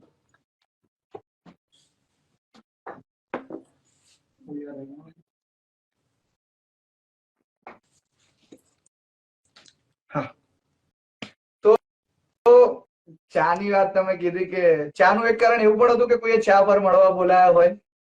ના, આજ સુધી મને ચા ઉપર કોઈએ મળવા નહીં બોલાવ્યો, સાચે નહીં બોલાવ્યો. કોઈ બોલાયો છે ના, તો કેમ કે કોફીમાં તમારી એક બોલાવે ચા ઉપર છે. પંક્તિ છે કે કોણે કહ્યું આ માત્ર ચા છે, આમાં તો કોઈની હા ને કોઈની ના છે, એટલે હા, કદાચ એ મેં એમ જ લખી હતી. હા, મને કોઈ મળવા બોલાયો છે તો પણ કોફી પર બોલાયો છે, ચા ઉપર તો નથી જ બોલાયો. પણ હા, મેં લખી હતી કે કોણ કહે છે આ માત્ર ચા છે, આમાં તો કોઈકની હા અને કોઈકની ના છે. અને ધારીને ઉકળતી ચાના ઉભરાને જુઓ ને તો લાગે કે મંદિર માટે ફરકતી ચા છે. કે ઉનાળામાં કોઈ ખુલ્લી ઉઘાડી બારીમાંથી આવતી ઠંડી લહેરખીની મજા છે, અને ચા તો જાણે કોઈ નોકરિયાતને પૂછો તો રવિવારની જેમ મળતી રજા છે. તો એ રીતે લખ્યું હતું મેં. પણ હા, કોણ કહે છે માત્ર ચા છે, તો કોઈકની હા અને કોઈકની ના છે. પણ મેં છે ને સોશિયલ મીડિયા પર કે આમ એમ પણ, કેમ કે હું પોતે ચા નથી પીતો, તો મેં ઘણા એવા ટી લવર્સ જોયા છે જયારે એવું કહે કે હું ચા નથી પીતો તો ઓફેન્સિવ લઈ લે, અમે ગાળ તરીકે લઈ લે, ચા નથી પીતો એક અલ્યા. પણ એક એક મારો વિડીયો છે, હમણાં આપડા દીપભાઈ છે ને, હમણાં મને મૂક્યો હતો, બહુ જૂનો વિડીયો છે, મને મારા ધ્યાનમાં હમણાં આવે. હા તો મેં એમાં એ જ કહ્યું હતું કે કોઈને ચા ગમે તો કોઈ ચા પીવે, કોઈને કોફી ગમે તો કોઈ કોફી પીવે. બંનેના અલગ ગુણધર્મો છે, બંને અલગ વસ્તુઓ છે, તમે બંનેને મિક્સ ન કરી શકો એમ. એટલે હમ. તમે કોઈ વસ્તુનું ના ગમવું એનો મતલબ એનાથી નફરત કરવું ના થઈ શકે. અને કોઈ વસ્તુ તમને ગમે છે એનો મતલબ એવું જરૂરી નથી કે તમારે બીજી વસ્તુને ન ગમાડવી જોઈએ. તો બહુ સરસ હું વાત હંમેશા માનું કરી છું તમે. તમને ચા ગમે છે એનો મતલબ બહુ ક્યારે ન હોવો જોઈએ તમે કોફીને નફરત કરો. શું કામ કરવી જોઈએ? કોફીને શું કામ નફરત કરવી જોઈએ? કોઈને કોફી ગમે તો એ ચા ન ગમે, એવું છે. પેલી એક પંક્તિ સોશિયલ મીડિયા પર બહુ વાયરલ થઈ હતી કે દેવ માણસ દેવ દૂધ પીવે ને ચતુર પીવે પુરુષ ચા, દૂધ પીવે, કપટી ચતુર માણસ પીવે છે. કોફી પીવે ને મૂરખ પાડે ના. તો એ તો ખાલી આમ સટાયરમાં હતી તો ચાલે. પણ કોફી, કોઈને કોફી ગમે તો કોફી પીવે, શું છે? કોઈને દૂધ ગમે તો દૂધ પીવે, કોઈને ઉકાળો ગમે, કોઈને ગ્રીન ટી ગમે, કોઈને શરબત પીવે ગમે, બધાનો અલગ અલગ પસંદો છે. તો આપણે વાત ચાલતી હતી ઇન્સ્ટાગ્રામ ના ફોલોઅર્સ ની. તમે આટલા બધા જે ફોલોઅર્સ, લગભગ 80,000 ફોલોઅર્સ પૂરા કર્યા છે ને? શું વાત છે. હમણાં જ જોયું મેં. હા, એટલે મેં પણ આજે જોયું એકચ્યુઅલી. જયારે મેં તમને ફોલો કર્યા એ પછી થોડો સમય સુધી હું કન્ટિન્યુ જોતો, પણ જેમ જેમ આપણે રોજ મળતા ગયા અને પછી એક કહેવાય ને એક મિત્રતા બંધાઈ, પછી પેલું કહેવાય ને સચિન બાજુમાં રહેતો હોય ને, પછી એ સચિન આપણા માટે સચિન ના હોય, સચિન ભાઈબંધ હોય આપણા માટે. એટલે એ રીતનું પછી એટલે મને પણ આજે જ ખબર પડી કે 80,000 ક્રોસ થઈ ગયા છે. પણ આ 80,000 ક્રોસ થયા એમાં કેટલાક એવા ફોલોઈંગ હશે કે જેને જોઈને તમને ખરેખર આનંદ થયો છે કે આ વ્યક્તિએ મને ફોલો કર્યા. એ વ્યક્તિ મને ફોલો કર્યું હા એમ. હા જો એક તો હું કહું, એક તો જે ભાઈ તમારી સામે બેઠા કૃપેશભાઈ, કારણ કે ઘણા લોકો નહીં ખબર હોય, અમે લોકો મળ્યા હતા ઇન્સ્ટાગ્રામ થી. મને ઘણા લોકો અહીંયા કે ત્યાં તમારે ધ્યાન આવું નહીં આવતું. હવે મળ્યા હતા ઇન્સ્ટાગ્રામ થી, અને પછી લાઈવ થી જ એકચ્યુઅલી. હા એટલા માટે લાઈવ કરવું પડ્યું. ઇન્સ્ટા લાઈવ થી જ મળ્યા હતા. પછી એટલા સારા મિત્રો બની ગયા કે લાઈક નથિંગ ટુ સે. તો એવું જરૂરી નથી કે ના બને. એટલે કહ્યું ને કે તમારી નિયત સારી ને વ્યક્તિ સારો હોય તો બની શકે. તો હા, એ સૌથી વધારે ખુશી મને થઈ હતી જયારે મને ફોલો, આમ તો સાચું કહ્યું એવું તો કઈ બહુ ગજબની ખુશી તો ક્યારેય નથી થઈ. એવું બડા જયારે હમણાં સાફી નસાને ફોલો કરું ત્યારે થયું હતું કે યસ કંઈક તો કરો છો. લાઈક એના કરતા પણ વધારે ખુશી એમનો મેસેજ આવ્યો ત્યારે થઈ હતી. બટ સો હું વધારે તો મેસેજમાં કહીશ. શું વાત છે. અને મને ઘણા જયારે લોકો મેસેજ આવ્યો એ વખતે તો મારા કઈ આઈડી ચેક ફોલોઅર્સ કરવા હતા. ગયા હતા કે આ ઓરિજિનલ સફીન હસન છે, કેમ કે અત્યારે ફેક આઈડી બહુ ચાલે છે. એક્ઝેક્ટલી, હું તો મેં ચેક કર્યું હતું પહેલા. મેં કીધું યાર ઓરિજિનલ છે કે શું, પછી ખબર પડી ના ઓરિજિનલ છે. સો એક ખુશી છે. અને મને ઘણા લોકો અમુક કહેતા ને કે રિપ્લાય નથી આપતા. અમુક લોકો આમ ખબર નહીં કઈ પણ કહેતા હોય. એટલે હું ધ્યાન રાખું કે યાર એવું ના હોય. ભાઈ સામે બેઠા છે, અમે સોશિયલ મીડિયાથી જ મળ્યા હતા. બટ કેવું છે પછી યાર, હવે સડન એક દિવસમાં કઈ ના થાય. એક દિવસમાં ભાઈબંધ ખબર નહીં, ઇટ ટેક્સ ટાઈમ અને વિઝન અને વિચારો બધું મળતું આવતું હોવું જોઈએ. 100%. એટલે આપણે જે ફોલોઅર્સ ની વાત કરી, તો તમારો તો રિયલ કન્ટેન્ટ છે, ઓરિજિનલ કન્ટેન્ટ છે, અને સારી વાતો લોકો સુધી પહોંચાડો છો. પણ આજકાલ ઇન્સ્ટાગ્રામ એક ચેન્જિંગ રૂમ બની ગયો છે. લોકો અશ્લીલતા વેચીને લાખો ફોલોઅર્સ કમાઈ જાય છે. એના વિશે શું કહેવું છે? હું સાચું કહું, ઇટ્સ અપોન અસ કે આપણે લોકો શું લઈએ છીએ. આપણે, હું છે ને એક ડાયલોગ છે ગેંગ્સ ઓફ વાસેપુર નો, કે જબ તક ઇસ દેશ में शनि માં रहेगा तब तक लोग देश से देश, એવો ડાયલોગ છે. હું કહું છું સિનેમા ને ક્રિકેટ આપણે લોકો ભૂલી ગયા છીએ કે એન્ટરટેનમેન્ટમાં અને ઇન્ફોર્મેશનમાં શું ફરક હોય છે. એન્ટરટેનમેન્ટ છે ને ખાલી મજા માટે હોય. એન્ટરટેનમેન્ટ ને અહીંયા ના ભરવાનું, આપણે એને સેલિબ્રિટી ખાલી સેલિબ્રિટી બનાવી દઈએ છીએ કે કોઈ તમને એન્ટરટેન કરે છે. તમારા ગામમાં મને એક વાત કહું, સિમ્પલ વસ્તુ કહું છું, જે ગામડાના લોકો હશે અથવા તો શહેરમાં પણ, કે પહેલા જ્યારે તમારા ત્યાં ભવૈયા આવતા નાટક કરવા માટે, તો તમે એને જોતા અને ભવાઈ જોઈને રાજી થતા. એના પછી શું ક્યારે એવું થયું છે કે એ ભવૈયાને તમે સેલિબ્રિટી, અરે ભાઈ આવો ને પ્લીઝ સેલ્ફી ફોટો આવું તેવું, કોઈ દિવસ ના કરતા. બધા ભવૈયા છે. એટલે હું તો કદાચ માને પણ ગણી લઉં છું એમાં. ભલે હું એ પ્રકારનું નથી બનાવતો કન્ટેન્ટ, કે હું એ પ્રકારની વાત નથી કરતો, હું અલગ કહું છું. તો મને એવું લાગે છે, હું તો ઘણાને કહું છું તમે રિસ્પેક્ટ કરો ને મને ગમશે, પણ પેલું ન કરવું જોઈએ એમ. તો એન્ટરટેનમેન્ટ અને બંનેમાં ફરક છે.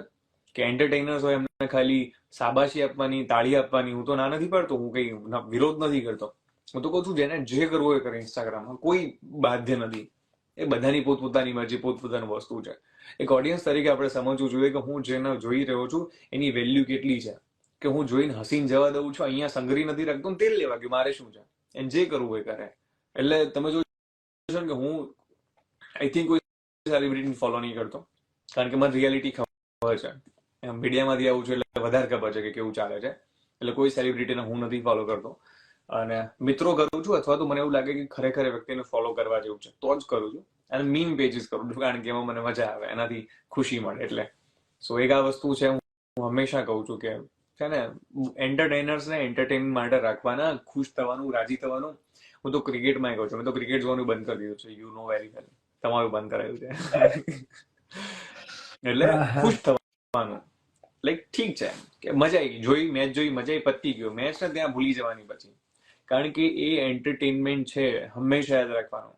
એક મૂવી જોવા જાઓ છો તો એન્ટરટેનમેન્ટ જ છે. તમને કંટાળો આવે આખા દિવસનું કામ કરીને, તો કંઈક એન્ટરટેનિંગ જુઓ તો તમને ગમે, તો એન્ટરટેનમેન્ટ છે તો એને જોવાનું પછી ભૂલી જવાનું.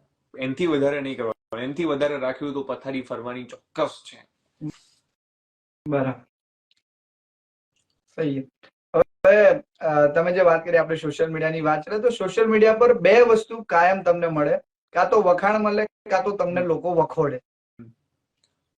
આ બંને પરિસ્થિતિઓમાં શું કરવું જોઈએ? હું તો ઈશ્વરનો આભારી છું કે મને કદાચ આજ સુધી 99% વખાણ મળ્યા છે અને 1% જ વખોડવાનું મળ્યું છે. પણ મને એવું લાગ્યું કે છે ને, કોઈ તમને ગાળ બી આપે ને, કદાચ કમેન્ટમાં જઈને કે મેસેજ કરીને બી, તો રિપ્લાય ના દેવો, ના આપવો જોઈએ. કારણ કે તમે જેવો એને રિપ્લાય આપો છો ને, એ ઘડીએ તમે એને તમારી સમકક્ષ બેસાડી દો છો. જે ઘડીએ તમે એને રિપ્લાય આપો છો, એ ઘડીએ વ્યક્તિને તમે તમારી સમકક્ષ બેસાડી દો છો, તમે એને રિપ્લાય આપો, તમને ખબર છે કે ખોટો છે, તો શું કામ ક્લેરિટી પણ આપવી છે? તો આવા લોકો તો કોઈ ગણકારવા જ ના જોઈએ. હું તો કહું ગણકારવા જ નહીં, મૂકી દેવાનું. એ જો વખોડવાનું હોય તો હા, જોઈ તો કોઈ તમને ભૂલ કાઢીને કહે છે ને તો એનો ખૂબ આભાર માનવાનો, કે ખૂબ આભાર કે તમે મારી આ વસ્તુ કહી મને. કારણ કે ભૂલ કાઢવી અલગ વસ્તુ છે. તમને કોઈ કહે ને કે ભાઈ તમારી એક ભૂલ થઈ રહી છે અહીંયા, તો એનો ખૂબ આભાર માનવો, એનાથી સારું તમારું કોઈ શુભ ચિંતક જ નથી. પણ કોઈ તમને વખોડે છે, કોઈ તમને એમ કે છે. અરે recently I have received comment, મારી એક રીલ છે કે જેમાં હતો પ્રાપ્સોસ સ્વર્ગમ જીતવા બોક્સસી મહિમ તસ્માદ ઉદિષ્ટ કોન્તે યુદ્ધાય કૃતનિશ્ચય. તો નીચે કોઈએ કમેન્ટ કરી કે આ તો કે સફીન હસનનું છે, તમે કેમ બોલો છો? આઈ વોઝ લાઈક, મને હસવું આવ્યું લિટરલી માં, કે મારી માં આ સફીન હસનનું નથી, શ્રીમદ ભગવદ્ ગીતાનો શ્લોક છે. શ્રીમદ ભગવદ્ ગીતાનો શ્લોક હું કહું, સફીન હસન કહે, નરેન્દ્ર મોદી કહે કે બરાક ઓબામા કહે, શ્લોક એનો એ જ રહે છે, એનો એ જ મતલબ રહે છે, એની ઉપર કોઈનું કોપીરાઇટ નથી, એ કોઈના પેલામાં નથી આવતું. પણ હું જ કહું છું, એટલે મેં એ જોઈને મને હસવું આવ્યું, પછી મેં મૂકી દીધું એને, કારણ કે કોઈ મતલબ નથી ને. કોઈ તમને ગીતાનો શ્લોક જોઈને એવું કહે કે આ શ્લોક પેલાનો છે, તો કેટલું હસવા લાયક લાગે તમને. એટલે હું એ આજકાલના યુવાનોની વાત કરીએ, તમે જે ગીતાની વાત કરી, તો હમણાં ઘણી રીલો હું પણ જોતો છું કે કૃષ્ણ યે કહેતે, કૃષ્ણ યે કહેતે. શું ખરેખર કૃષ્ણ આ કહી રહ્યા છે? લોકો એ ચેક કરવા જાય છે કે શું ગીતામાં ખરેખર કૃષ્ણ આ વસ્તુ કીધી છે? હંમેશા સંદર્ભ આપવો જોઈએ. પછી તમે જે કૃષ્ણના મેં ગમે તે ચલાવો ને તો પછી મને રાવણ જેવું લાગે, કે રાવણ સંત બનીને ગયો અને પછી માતા સીતાનું હરણ કર્યું ને, એવી રીતના કે તમે કૃષ્ણના કઈ પણ ચલાવો છો. ના કેવું જોઈએ, કોઈ દિવસ ના કેવું જોઈએ એ કૃષ્ણ ક્યારે કહ્યું?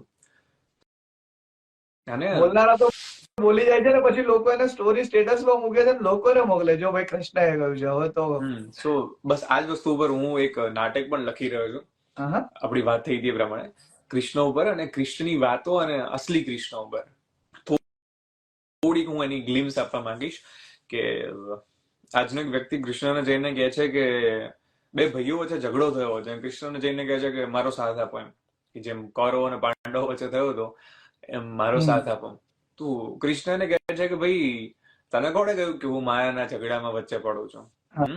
હું તો જ્યાં ધર્મને કોઈ નડે ત્યાં જ વચ્ચે પડું છું. સો મારો અર્જુનનો સાથ આપવાનો હેતુ એ ઇન્દ્રપ્રસ્થ માટેનો નહોતો, મારો અર્જુનને સાથ આપવાનો હેતુ હસ્તિનાપુર માટેનો નહોતો. એનો મારો મુખ્ય હેતુ હતો એ અધર્મ હતો સામે, અને હું ધર્મના પક્ષે હતો. સો તારા તો બે ભાઈઓ વચ્ચે 10 વીઘાની લડાઈ છે, 10 વીઘાની લડાઈમાં હું કેમ ન પડું? તું મને એમ કે તું એ માંગે છે ને એ મને માંગે છે, તો હવે કે હું કોને નડું?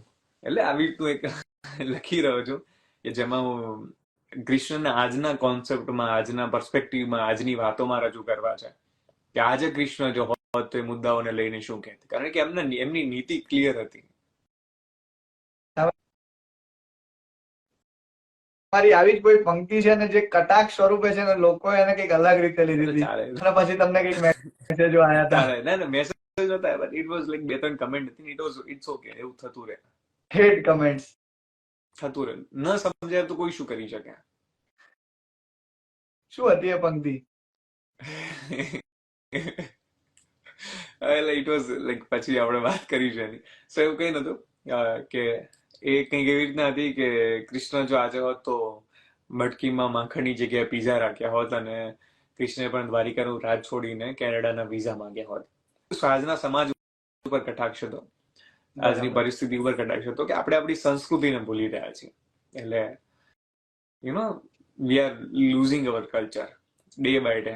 તો એની ઉપર હતું કે આપણે માખણ મૂકી દીધું છે, પીઝા ઉપર ફોકસ કરી રહ્યા છીએ. કારણ કે આપણને મમ્મી માખણ આપે તો આપણને નથી ગમતું, આપણે કહીએ આ શું યાર, તું તો રોજ આનું જ આપે છે. પીઝા આપણને બહુ વાલા છે એટલા માટે. અને બીજા દેશોમાં જઈને આપણે આપણી ધરતીને ગાળ આપવા લાગ્યા. વિદેશ જવું કે કોઈ પણ દેશમાં કોઈ વતન છોડવું, મને એ ખોટું નથી, ક્યારેય ખોટું નથી. એ તો કૃષ્ણ પણ પોતે ગયા હતા. એ વખતે બધા રાજ્યો અલગ જ હતા ને, તો મથુરા છોડીને પોતે દ્વારકા ગયા હતા, અને ગોકુળ છોડીને પોતે મથુરા ગયા હતા. તો એ જવું આવું અલગ નથી, પણ કૃષ્ણ હંમેશા પોતાની માતૃભૂમિને પ્રેમ કરતા રહ્યા. ભૂમિને હંમેશા પ્રેમ કરવો જોઈએ. માં ગમે તેવી હોય, હું તો એ જ કહું છું, માં ગમે તેવી હોય, માં થોડી દર છોડી દેવાય. 100%. તમારો જયારે અનુભૂતિ શો થયો ત્યારે એના હોસ્ટિંગ વખતે મેં એક લાઈન બોલી હતી, અત્યારે કૃષ્ણની વાત ચાલે છે એટલે મારે ફરી એ વાતને રિપીટ કરવી છે કે નામ મહેશ છે પણ લક્ષણ બધા તમારા માધવ જેવા છે. અને આટલા બધા જયારે તમને વખાણ મળતા હોય ત્યારે માધવની જોડે ગોપીઓ ના હોય એવું ના બને. કેટલી છોકરીઓના મેસેજ આવે છે. વાત તો આવે છે, પણ હું કઈ હવે પેલું નથી લેતા. મારે તો અચ્છા, હવે કેવું સખ્ત શૂન્યતા લોંડા, છે. સખ્ત લોંડા. તખ્ત લોંડા તો નહીં કહું, પણ મને એમ લાગે કે હું થેન્ક યુ, આભાર તમારો. આવે છે, મેં હમણાં એક પોસ્ટ કરી હતી એના જેવું છે કે શૂન્યતામાં તમે હો ત્યારે તમે એના પ્લસ હો એના માઇનસ હો, તમે એક પોઈન્ટ ઉપર હો જ્યાં તમને એવું લાગે કે ઠીક છે.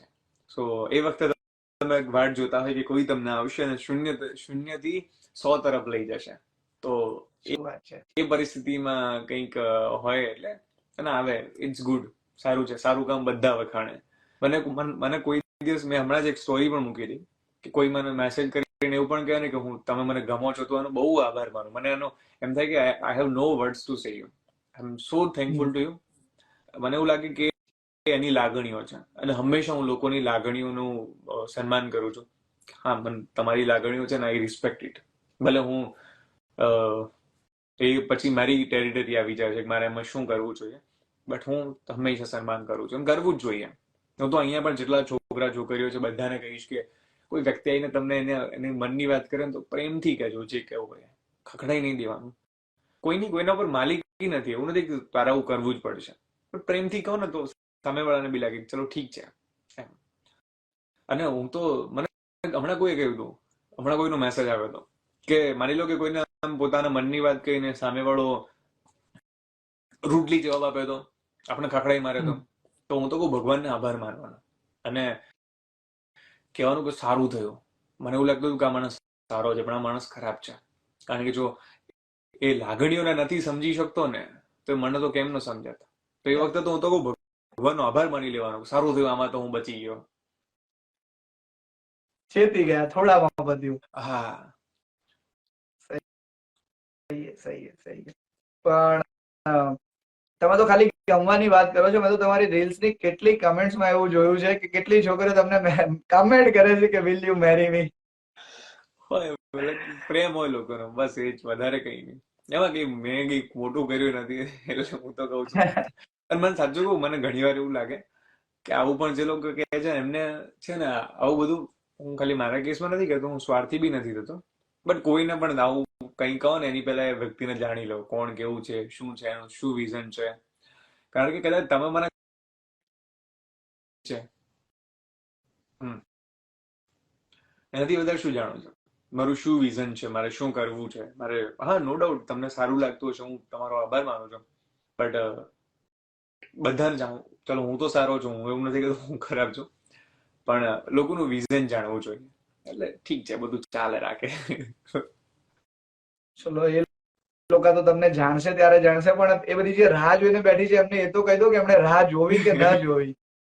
મને નહીં ખબર, મેં કહ્યું ને હમણાં પોસ્ટ મૂકીને કે હું નથી પ્લસ નથી માઇનસ, તો હું વાટ જોઉં છું કે શૂન્યમાંથી 100 તરફ લઈ જનારું કોઈ મળશે જ્યારે, કે જે વ્યક્તિ મને સમજી શકે, સમજદાર હોય, મારાથી વધારે હોશિયાર હોય કે ના હોય મને ફરક નથી પડતો, પણ સમજદાર હોય એમ. અને હું તો હંમેશા કહું છું કોઈ જીવન સાથીની પસંદગી કરો ને તો એટલું જોજો કે સમજદાર હોય અને નિખાલસ હોય. તો તમને સમજી શકે અને નિખાલસ હોય તો જતું કરવાની ભાવના ધરાવતું હોય. આપણે પછી આના તમે પ્રેમ ઘરે, મારે તો ભાઈબંધો ઘણા છે બાજુ, આઈને કોઈ ભાઈબંધો ઘરે વાસણ ખખડાવે તો મારે જ મેળ ના આવે. તો પ્રેમના મેસેજ ને કમેન્ટ્સ ની વાત કરી, પણ તમે આટલું સરસ કામ કરી રહ્યા છો તો ઘણા એવા મેસેજીસ પણ આવતા હશે કે તમારા જેવું લખવું છે અથવા તો તમારા જેવું બોલવું. જો હું કહું, આ કોઈ ક્રિએટિવિટી છે કોઈ નિશાળમાં નથી મળતી એવું મને લાગે છે. કૃપેશભાઈનો વિડીયો ચોટી ગયો છે, આઈ થિંક મારો અવાજ આવે છે ક્લિયર? મારો અવાજ ક્લિયર છે? પ્લીઝ કહેજો ને મને.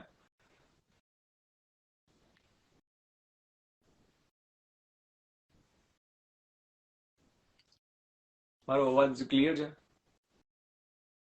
હા. ઓકે. તો હંમેશા કહું છું કે અમુક લખવાનું છે ને કુદરતી આવે. અને એક વસ્તુ મને હંમેશા લાગે છે કે લખવામાં હંમેશા છે ને એવું જ લખવું જોઈએ કે જેમાં રિયલાઇઝેશન હોય. તમે ચાંદ તારાની વાત કરશો અને તમને રિયલિસ્ટિક જ નહીં લાગે, ફીલ જ નહીં થાય, તો કોઈ કામનું નહીં. તો હંમેશા એવું લખવું જોઈએ કે જે ફીલ થાય. એટલે તમે કંઈ પણ લખો છો, વાર્તા ગમે તે, પણ એવું લખજો કે જે ફીલ થાય, તમે કનેક્ટ કરી શકો. જેટલું કનેક્શન હશે વધારે, જેટલા લોકો વધારે કનેક્ટ કરી શકશે એટલું તમારો ફાયદો. બાકી જો કનેક્ટ નહીં થાય તો તમે ભૂલી જાઓ. તમે ગમે તેટલા વ્યાકરણ ને બધું ગમે તે લખશો, કોઈ મજા નહીં આવે. તો હું એવું જ માનું છું કે કનેક્શન હોવું જોઈએ.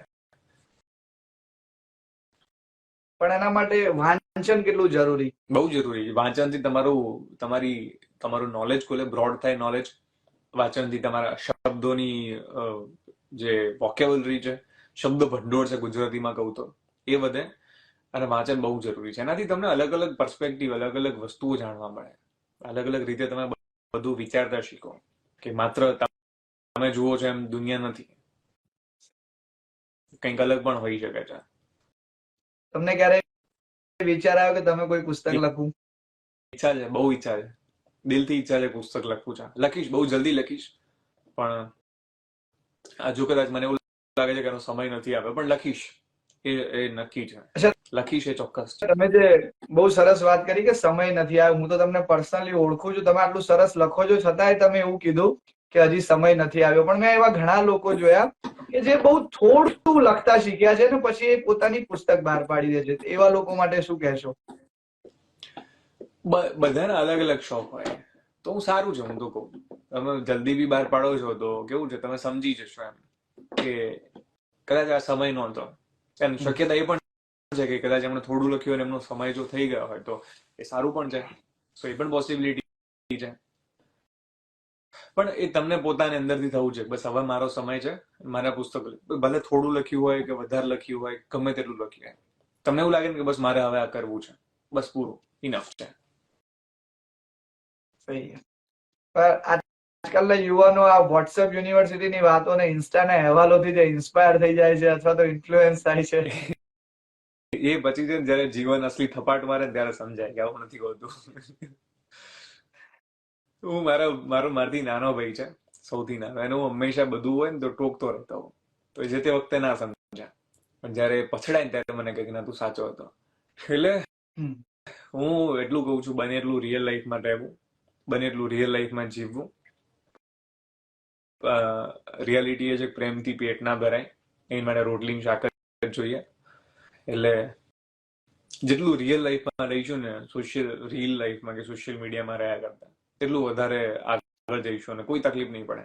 મારી જોડે હું એક વસ્તુ ગેરંટીથી કહી શકું છું, મારા ભાઈબંધો, મારા લોકો, કોઈ પણ હશે ને એની જોડે કોઈ દિવસ આ બધું કંઈ આવ્યું જ નહીં, સોશિયલ મીડિયા બધું કંઈ જ નહીં, કશું જ નહીં. હું લખીને આપી શકું છું. અને ના જ આવવું જોઈએ. એમાં કઈ મોટી વસ્તુ તમે નથી કરી લીધી.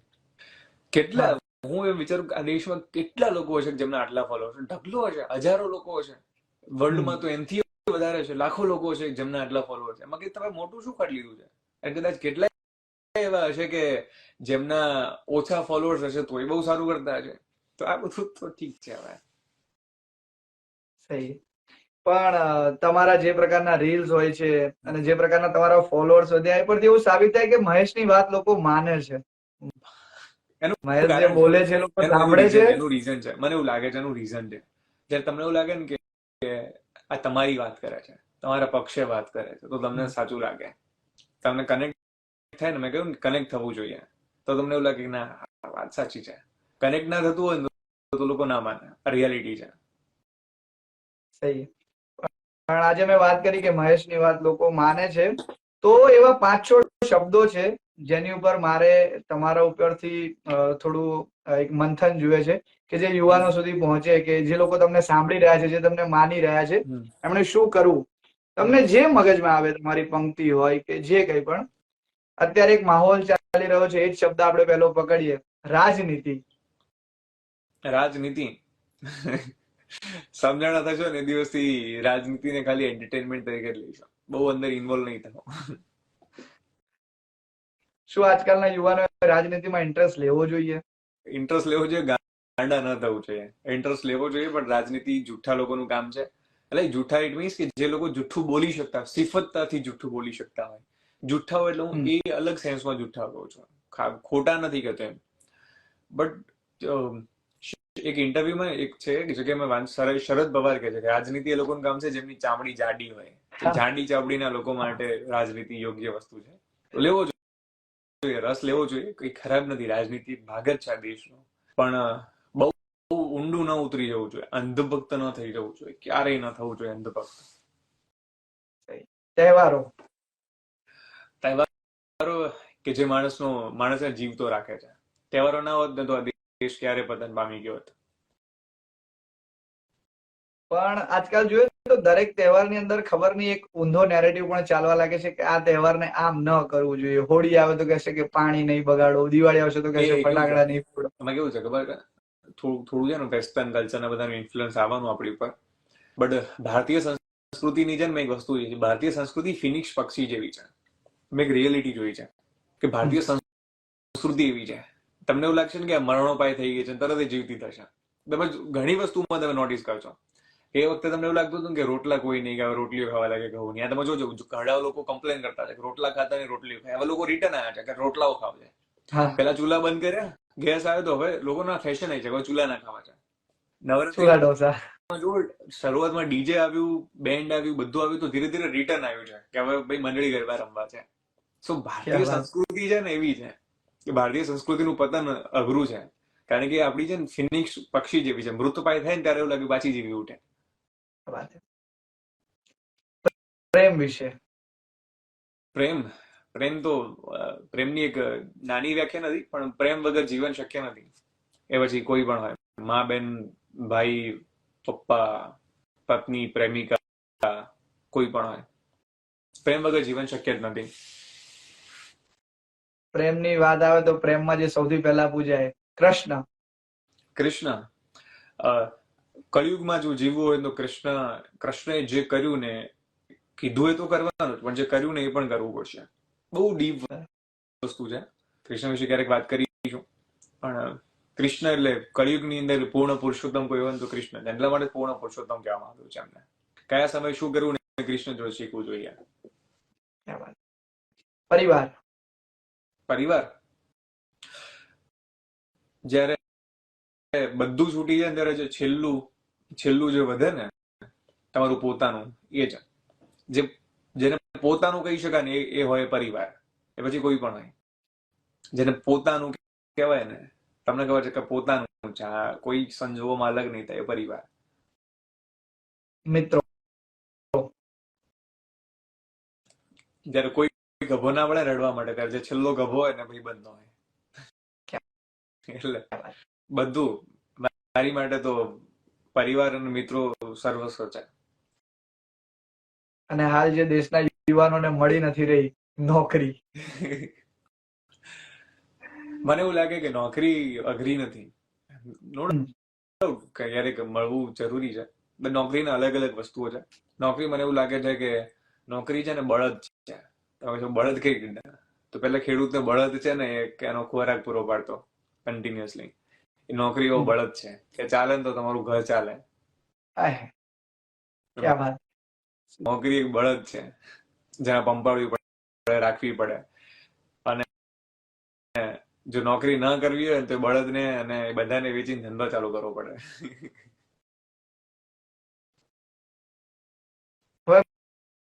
મહેશભાઈ, આપણે લાઈવ થોડું પૂર્ણાહુતિ તરફ આગળ કરીએ, ત્યારે જે લોકોએ સવાલ પૂછેલા છે એ સવાલ તરફ આગળ વધીએ.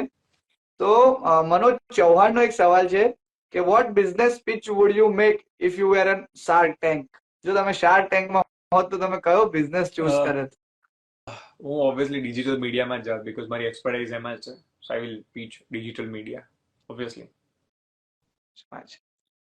કોઈ કુલ બોય ચીગુ કરીને છે જે કહે છે કે ભાઈ આપણા રૂમમેટ માટે કોઈ કવિતા બનાવો. હવે સીએ તેરવા પડ્યા રહેતા હતા, એક રૂમમાં 10-15 જણા હતા, પણ પ્રેમ એટલો હતો ને.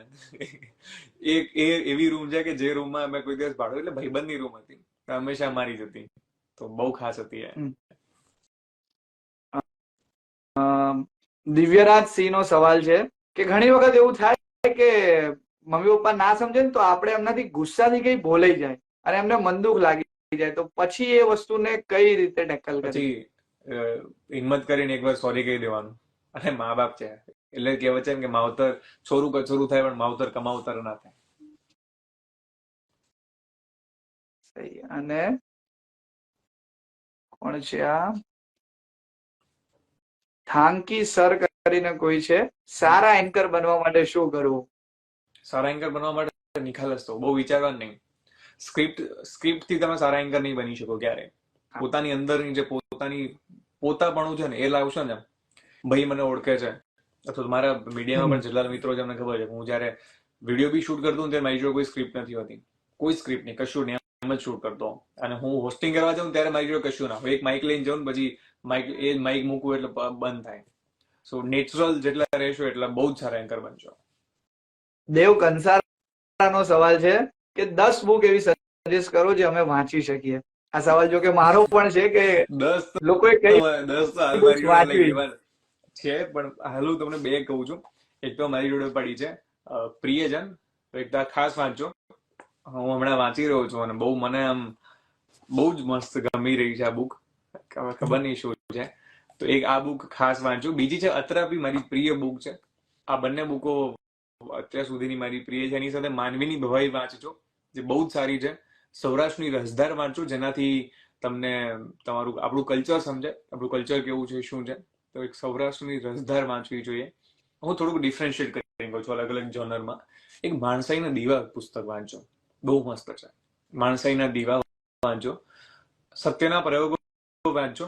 તમે કહેશો કે સત્યના પ્રયોગો એટલે ઘણા લોકો મોઢા બગાડે છે, હું કહું છું વાંચો. એનું રીઝન છે કે કોઈ માણસ કેટલી હદે સાચું બોલી શકે ને જાણવું હોય તો સત્યના પ્રયોગો વાંચો.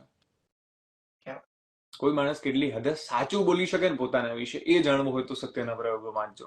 એના સિવાય જે ખરેખર વાંચવા જેવી પુસ્તક હોય, હું નો ડાઉટ પેલી સ્ટોરી વાઇઝ ને એવી બધી તો ઘણી બધી છે, પણ બીજી મને એવી કોઈ ખાસ યાદ નથી આવતી.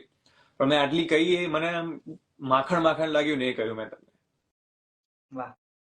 અને 2-3 જણના એવા ક્વેશ્ચન હતા કે મહેશભાઈને મળવું હોય તો મળવું હોય તો મારા શોમાં આવી શકો છો. આ વખતે આપણે જે શો કરીશું બહુ મોટો કરીશું, 500ની કેપેસિટી વાળો કરીશું, તો 5000 મોસ્ટ વેલકમ. સો એમાં મોસ્ટ વેલકમ છે. આપણે ત્યાં મળીશું. એના સિવાય કોઈ ઇવેન્ટ હોય અમારી તો ત્યાં પણ મળી શકો છો. પર્સનલી મળવું થોડુંક ટફ બની જશે, કારણ કે કામ ને બધું હોય તો એટલા માટે થઈને તો પર્સનલી કદાચ અઘરું પડી શકે. બટ આઈ પ્રેફર કે પહેલી વાર તો એટલીસ્ટ મળો ત્યારે મને શોમાં કે આવી રીતે મળી શકો છો, કાં તો પછી બધા મિત્રો હોય ત્યાં પછી આપણે એમને ક્યાંક મળી જઈએ તો વધારે સારું રહેશે. ક્યાં વાત છે. લાઈવ પૂરું કરતા પહેલા તમારી કોઈ કવિતા થઈ જાય. કવિતા લેટ મી ચેક, કોઈ છે કે નહીં. મને મારી કવિતાઓ યાદ નથી રહેતી, હું સાચું કહું છું. ખબર નહીં કેમ નથી રહેતી, પણ નથી રહેતી. એટલી વાર વાંચી હોય તો નથી રહેતી. કારણ કે તમે બીજું ઘણું બધું યાદ રાખો છો. પણ મારે આજે કોઈ પૂછે તમારી ઉંમર કેટલી છે મહેશભાઈ? મારી ઉંમર 26 છોકરીની ઉંમર ના પૂછાય, છોકરાની તો પૂછાય, કહી દો. 26. હિના ટેલ્સ કહી રહ્યા છે કે ઇવેન્ટમાં તમે ટાઈમ નહીં આપી શકો સર. આપીશ. ઇવેન્ટમાં નહીં આપે પણ ઇવેન્ટ પછી આપશે. હા, ઇવેન્ટ પછી આપીશું ચોક્કસ. એક પંક્તિ છે જે બહુ પહેલા લગી હતી, એ મને છે કે હાથોમાં તારો હાથ હોય અને જોડે તારો સાથ હોય તો કેવી મજા આવે. હાથોમાં તારો હાથ હોય અને જોડે તારો સાથ હોય તો કેવી મજા આવે. તારા હોઠે અને તારા હૈયામાં બસ મારી જ વાત હોય તો કેવી મજા આવે. ના કોઈ નાત હોય, ના કોઈ જાત હોય, બસ જો ત્યાં પ્રેમની જ વાત હોય તો કેવી મજા આવે. એટલે આ ફેબ્રુઆરી ચાલે છે એટલે આ બધી લાઈનો બહાર આવે છે. ના, બધું છે, લાઈક લખી નાખી છે બહુ ટાઈમ પહેલા, તો પછી એટલે એક અગેન એક વ્યક્તિએ એવું પૂછ્યું કે તમે કેટલી ઉંમરે આ બધું સ્ટાર્ટ કર્યું? દિવ્યરાજ વાંચવાની વાત સિંહનો કરું તો સવાલ છે. હું ઓલમોસ્ટ 8મા 9મા હતો ત્યારથી વાંચવાનું ચાલુ કર્યું. 19 વર્ષની ઉંમરથી આ ફિલ્ડમાં ઓલમોસ્ટ છું. 19-20ની 19-20થી લખવાનું બોલવાનું બધું ચાલુ થયું. ધીરે ધીરે શીખતો ગયો અને એવી રીતના આટલા સુધી પહોંચ્યો છું.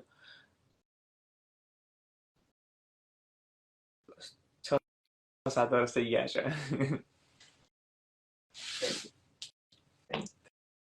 Thank you. મહેશભાઈ, યાર દિનેશ ભુવા છે મારા સર છે, like he was my professor in college, so Dinesh Bhuva. હા, સો નો બી અલગ કિસ્સો છે.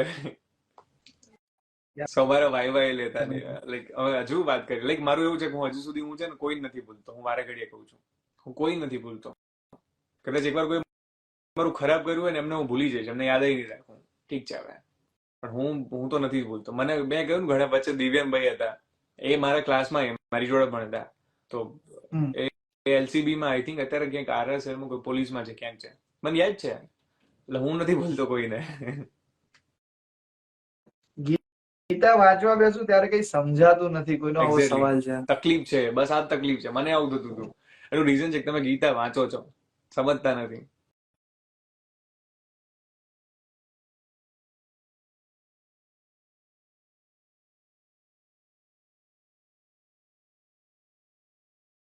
અવાજ બંધ થઈ ગયો છે.